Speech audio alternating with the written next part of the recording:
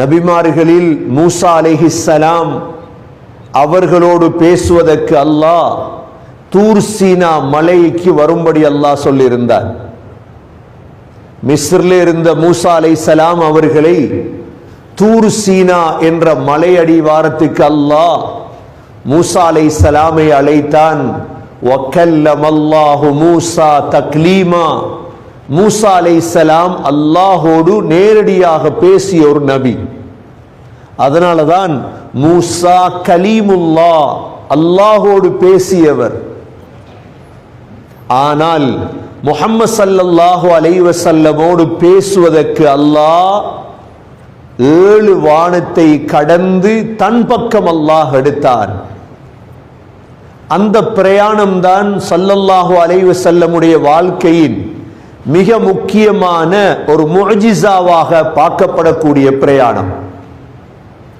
கண்ணியமிக்க சகோதரர்களே, அதிகமான உலமாக்களிடம் இந்த ரஜபுடைய மாதத்தில்தான் அந்த பிரயாணம் நடந்தது என்று உலமாக்கள் எழுதியிருக்கின்றார்கள்.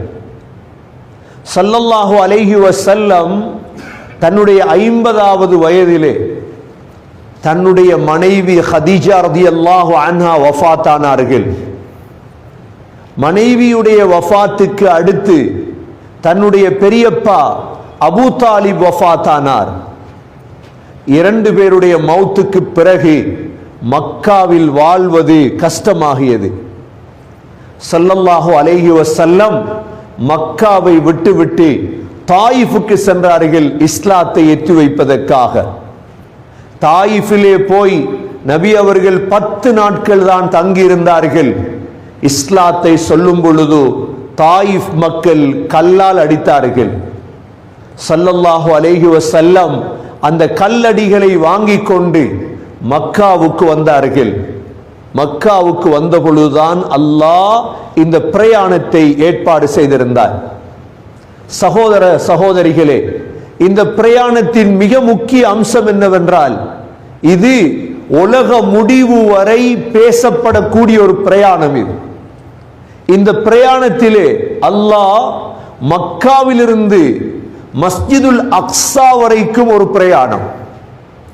இந்த பிரயாணத்துக்கு சொல்வது அல் இஸ்ரா. மற்றது மஸ்ஜிதுல் அக்ஸாவிலிருந்து 7 வானத்தை தாண்டி சித்ரத்துல் முன்தஹா வரை உள்ள பிரயாணம். இந்த பிரயாணத்துக்கு சொல்வது அல் மிஅராஜ். இஸ்ரா வல் மிஅராஜ்.